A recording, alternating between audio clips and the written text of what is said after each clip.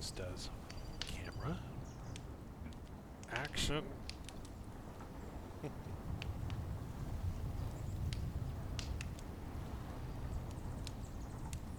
Yeah, snow, snowy things.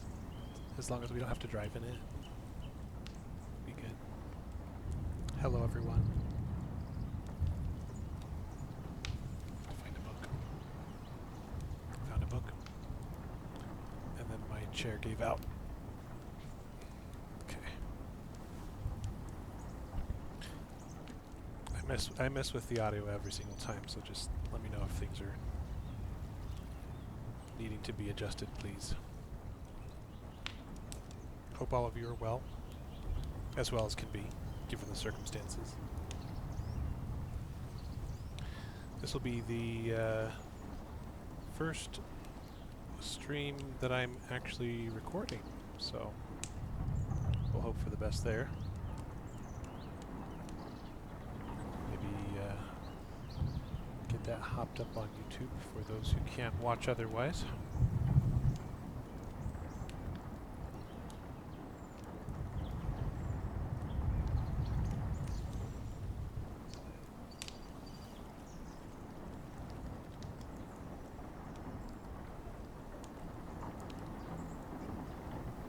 And I suspect we are all here, who wish to be anyway, or who can be. So I will go ahead and just dive right in, because tonight's story, at least the first one, depending on how long it is going to be the story of Rapunzel. And by golly, that's really short. A lot shorter than I was expecting. Okay. So off we go. Right into Chapter 7 from Philip Pullman, Fairy Tales from the Brothers Grimm. Rapunzel.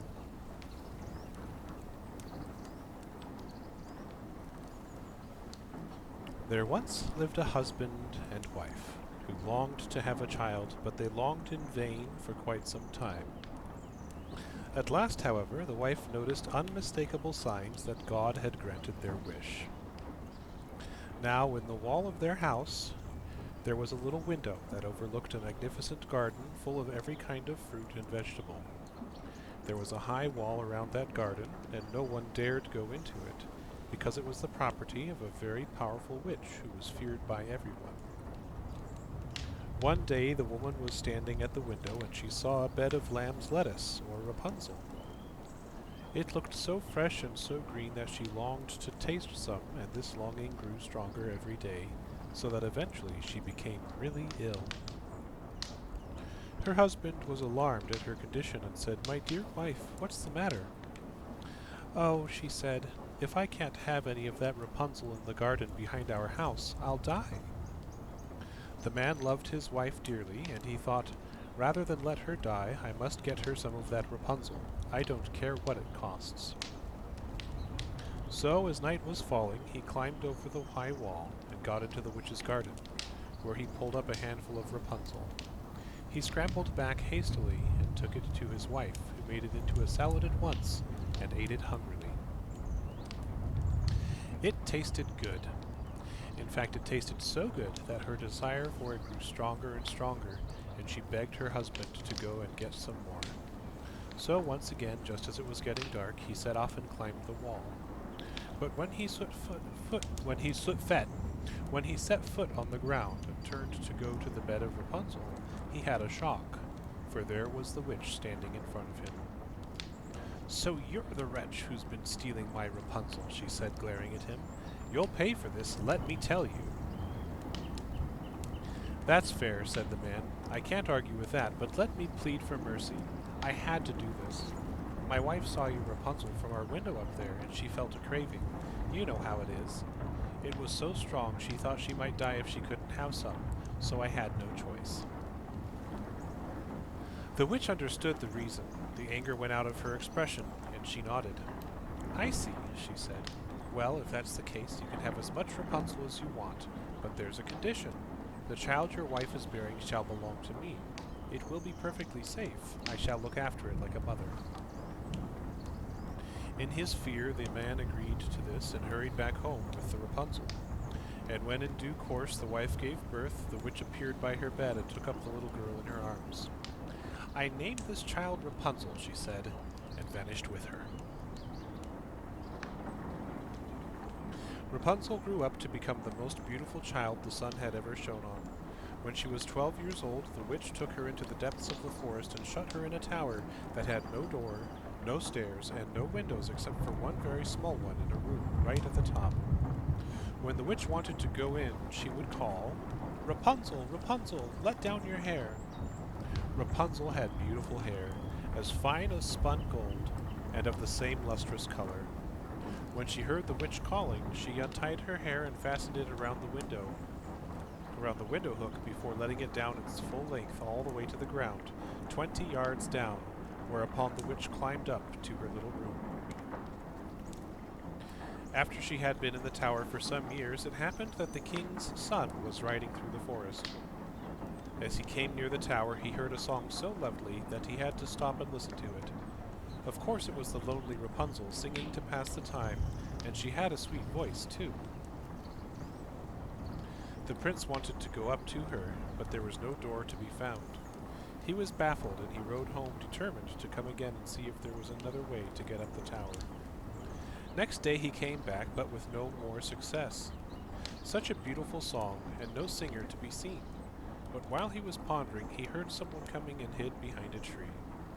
It was the witch. When she was at the base of the tower, the prince heard her call out, "Rapunzel, Rapunzel, let down your hair."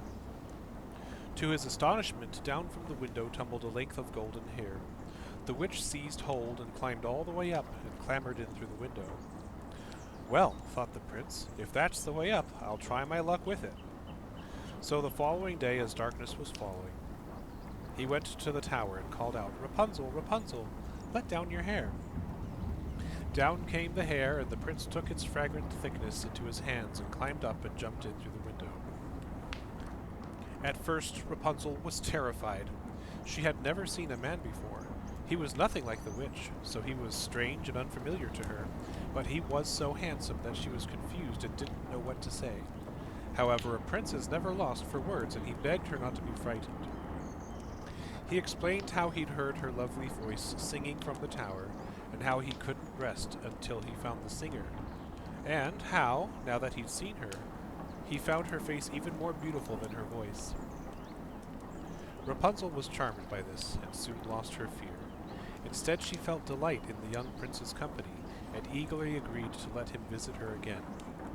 Before many days had gone by, their friendship had developed into love, and when the prince asked her to marry him, Rapunzel consented at once.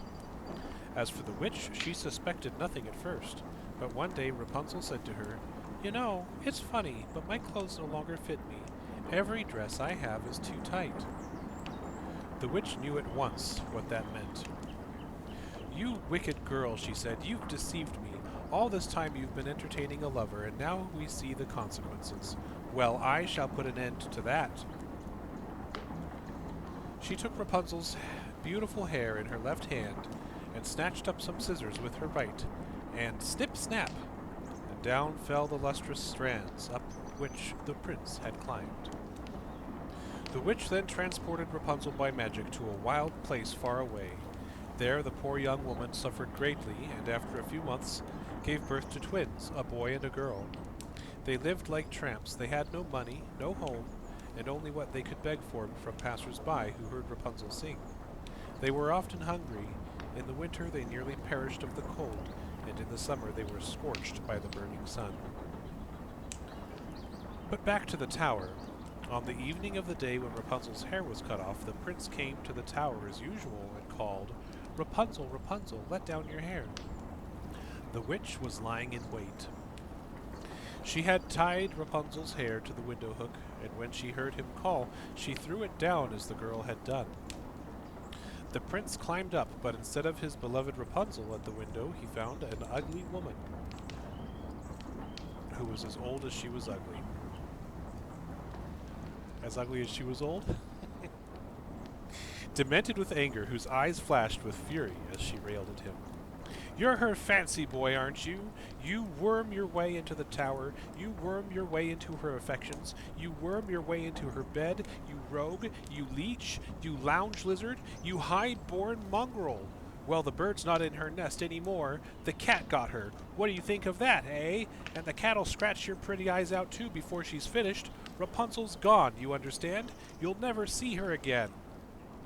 And the witch forced the prince backwards and backwards until he fell out of the window. A thorn bush broke his fall, but at the terrible cost of piercing his eyes. Blinded in body and broken in spirit, the prince wandered away. He lived as a beggar for some time, not knowing which country he was in. But one day he heard a familiar voice, a voice that he loved, and stumbled towards it. And as he did so, he heard two more voices joining in, the voices of children, and suddenly they stopped singing, for their mother Rapunzel had recognized the prince and was running towards him. They embraced, both of them crying with joy, and then two of Rapunzel's tears fell into the prince's eyes, and his vision became clear once more. He saw his dear Rapunzel, and he saw his two children for the first time. So, reunited, they traveled back to the prince's kingdom, where they were welcomed, and there they lived for the rest of their long lives, happy. Well, it's good to have that originality back to that story.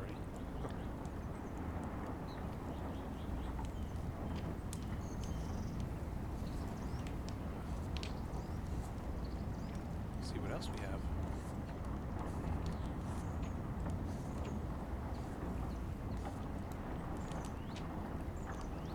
Okay. Well, I hope you all liked that one. We're onwards to Chapter 8, which is The Three Little Men in the Woods.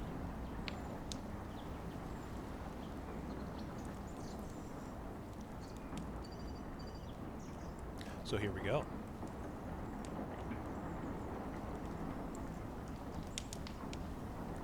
Once there was a man whose wife died, and a woman whose husband died, and the man had a daughter, and so did the woman.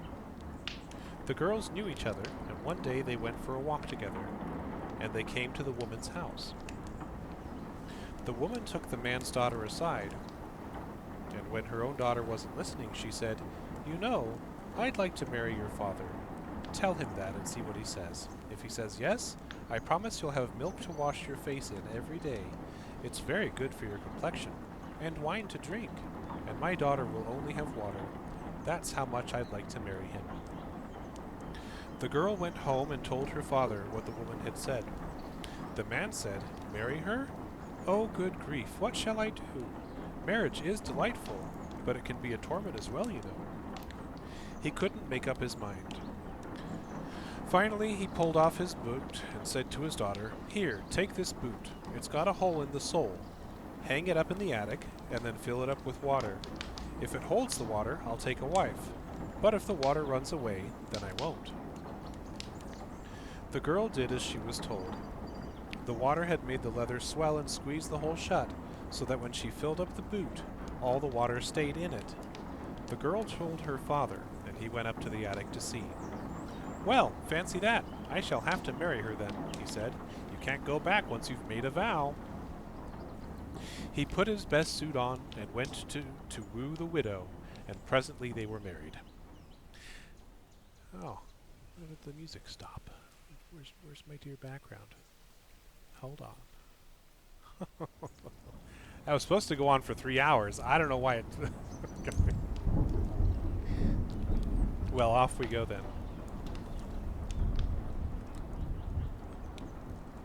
Next morning, when the two girls got up, the man's daughter found there was milk for her to wash her face in, and wine for her to drink. The woman's daughter only had water. On the second morning, both girls had water for washing and water to drink. On the third morning, the man's daughter had water, but the woman's daughter had milk to wash in and wine to drink, and so it was on every morning after that. The fact was that the woman hated her stepdaughter, and every day she thought of new ways to torment her. At the root of her hatred was bitter envy, because her stepdaughter was beautiful and sweet-tempered, whereas her own daughter was ugly and selfish, and not even full cream milk made her complexion any nicer. One winter's day, when everything was frozen hard, the woman made a dress out of paper. She called her stepdaughter and said, "Here, put this on, then go into the woods and gather some strawberries for me.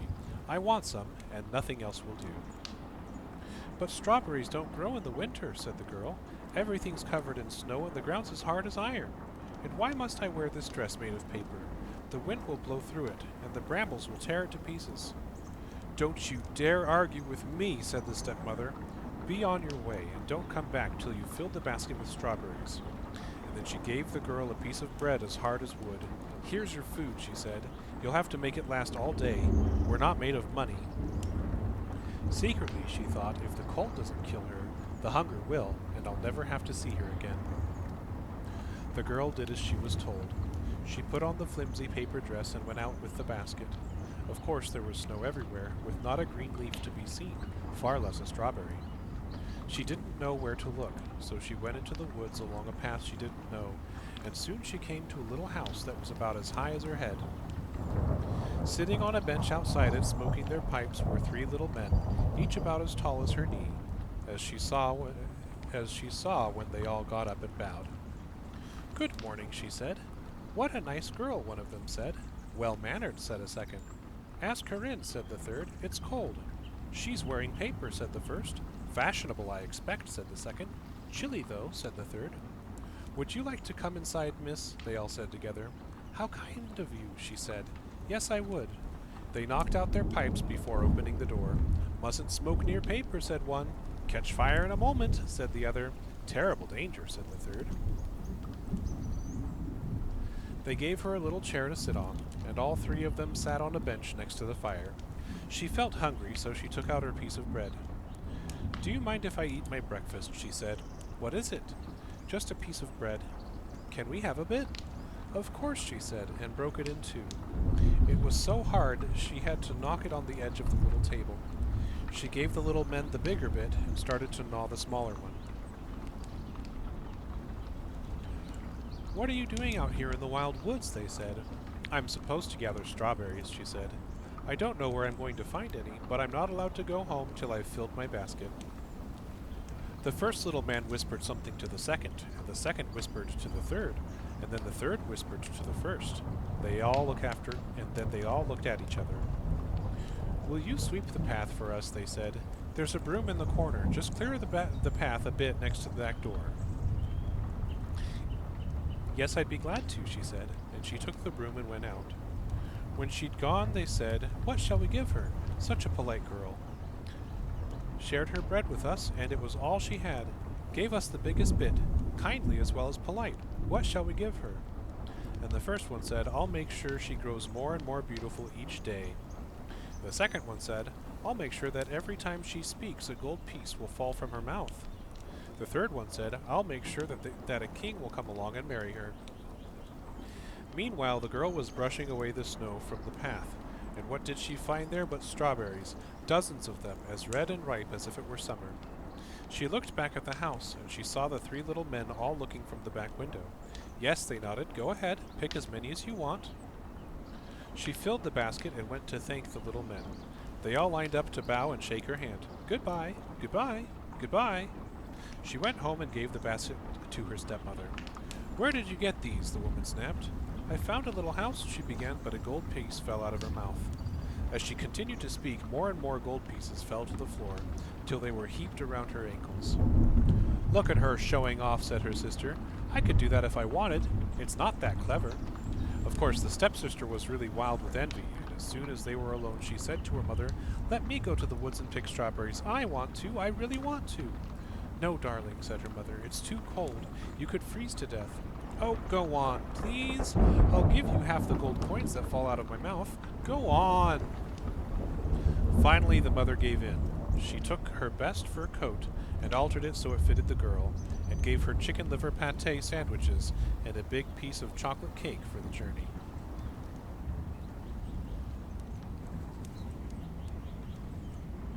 The stepsister went into the woods and found the little house.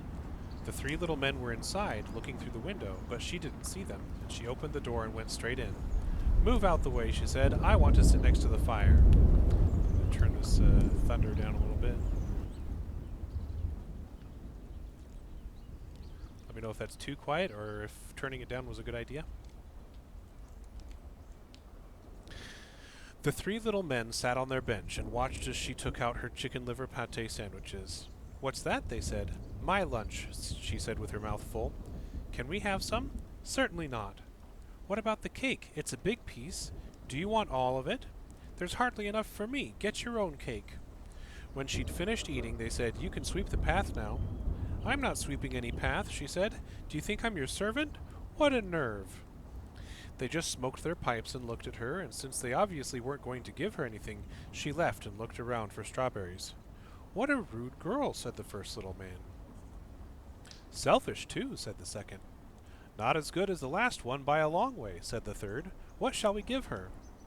I'll make sure that she gets uglier every day. I'll make sure that every time she speaks, a toad jumps out of her mouth. I'll make sure she dies an uncomfortable death. The girl couldn't find any strawberries, so she went home to complain. Every time she opened her mouth, a toad jumped out, and soon the floor was covered in the crawling, squatting, flopping things, and even her mother found her repellent. After that, the stepmother became obsessed. It was as if she had a worm gnawing in her brain.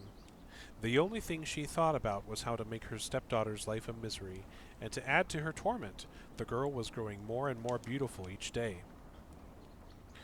Finally, the woman boiled a skein of yarn and hung it over the girl's shoulder. Here, she said, take the axe and go and chop a hole in the ice in the river. Rinse the yarn, and don't take all day about it. She hoped the girl would fall in and drown, of course. Her stepdaughter did what she was told. She took the axe and the yarn to the river, and she was just about to step onto the ice when a passing carriage drew to a halt. In the carriage there happened to be a king. Thank you, Andrina.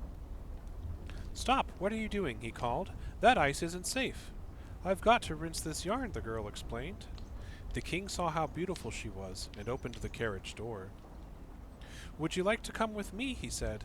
Yes, I would, she said, gladly, because she was happy to get away from the woman and her daughter. So she got in and the carriage drove away. Now, I happen to be looking for a wife, said the king. My advisors have told me it's time I got married. You're not married, are you? No, said the girl, and neatly dropped the gold piece into her pocket. The king was fascinated. What a clever trick, he said. Will you marry me? She agreed, and their wedding was celebrated as soon as possible. So it all came about as the little men had promised. A year later, the young queen gave birth to a baby boy. The whole country rejoiced, and it was reported in all the newspapers. The stepmother heard about it, and she and her daughter went to the palace pretending to pay the queen a friendly visit. The king happened to be out, and when no one else was around, the old woman and her daughter got hold of the queen and threw her out of the window into the stream running below, where she drowned at once. Her body sank to the bottom and was hidden by the water weeds. Now you lie down in her bed, the woman said to her daughter. Don't say anything, whatever you do. Why not? Toads, said the woman, picking up the one that had just jumped out and throwing it out of the window after the queen. Now just lie there. Do as I say. The woman covered her daughter's head, because quite apart from the toads, she had indeed grown uglier every day. When the king came back, the woman explained that the queen had had a fever. She must be quiet, she said. No conversation. Mustn't speak at all. You must let her rest. The king murmured some tender words to the daughter under the blankets and left. Next morning he came to see her again, and before the woman could stop her, the daughter answered him when he spoke. Out jumped a toad. Good Lord, he said, what's that? I can't help it, said the daughter, as another toad came out. It's not my fault, and another.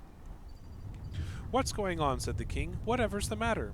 She's got toad flu, said the woman. It's very infectious, but she'll soon get over it, as long as she's not disturbed. I do hope so, said the king. That night the kitchen boy was wiping the last of the pots and pans, when he saw a white duck swimming up the drain that led out of the scullery into the stream. The duck said, The king's asleep, and I must weep. The kitchen boy didn't know what to say. Then the duck spoke again. And what of my guests? "They're taking their rest," said the kitchen boy. "And my sweet little baby?" "He's sleeping too," said the boy. "Maybe." Then the duck shimmered and her form changed into that of the queen. She went upstairs to the baby's cradle and took him out and nursed him, and then she laid him down tenderly and tucked him in and kissed him. Finally she floated back to the kitchen, changed back into the form of the duck, and swam down the gutter and back to the stream. The kitchen boy had followed her and seen everything. Next night she came again, and the same thing happened. On the third night the ghost said to the boy, "Go and tell the king what you've seen. Tell him to bring his sword and pass it over my head 3 times, and then cut my head off." The kitchen boy ran to the king and told him everything. The king was horrified. He tiptoed into the queen's bedchamber, lifted the blankets from her head, and gasped at the sight of the ugly daughter lying there snoring, with a toad for company. "Take me to the ghost," he said, strapping on his sword. When they got to the kitchen, the queen's ghost stood in front of him, and the king waved his sword 3 times over her head. At once her form shimmered and changed into that of the white duck, and immediately the king swung his sword and cut her head off. A moment later the duck vanished, and in her place stood the real queen, alive again. They greeted each other joyfully, but the king had a plan, and the queen agreed to hide in a different bedchamber till the following Sunday, when the baby was going to be baptized. At the baptism the false queen stood there heavily veiled, and with her mother close, both pretending that she was too ill to speak. The king said, "What punishment should someone receive who drags an innocent victim out of bed and throws her into the river to drown?" The stepmother said at once, "That's a dreadful crime. The murderer should be put into a barrel studded with nails and rolled downhill into the water." "Then that is what we shall do," said the king. He ordered such a barrel made, and as soon as it was ready, the woman and her daughter were put inside, and the top was nailed down. The barrel was rolled downhill till it fell into the river, and that was the end of them. My. That, great, not the greatest way to go, I suppose.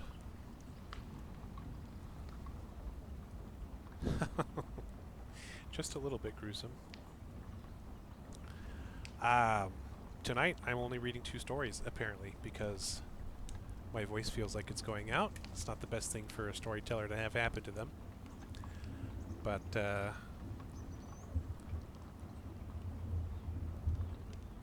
the next one's going to be Hansel and Gretel, so that's something to look forward to. At least that's what I think I saw. Yep, Hansel and Gretel. So we get to learn about another house in the woods. Tea with honey sounds good. I might consider that. Thank you, Andrina.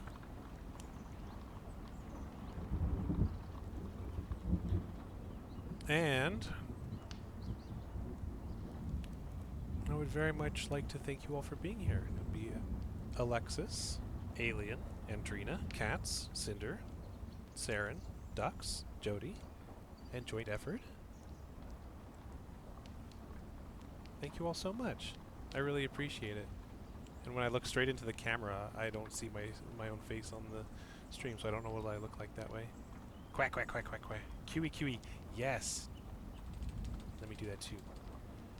What it actually looks like for me is just this, because I'm holding Q and then I'm doing this on the letter E. And that's why it works so well. But anyway. Yep. Yeah, it makes me move really, really fast. But I'm going to be ending the stream for now. Take care of my voice so I can bring more stories to you later. And I hope you all have a most wonderful evening. Thank you again for being here. And I'm going to very suddenly poof. So, poof.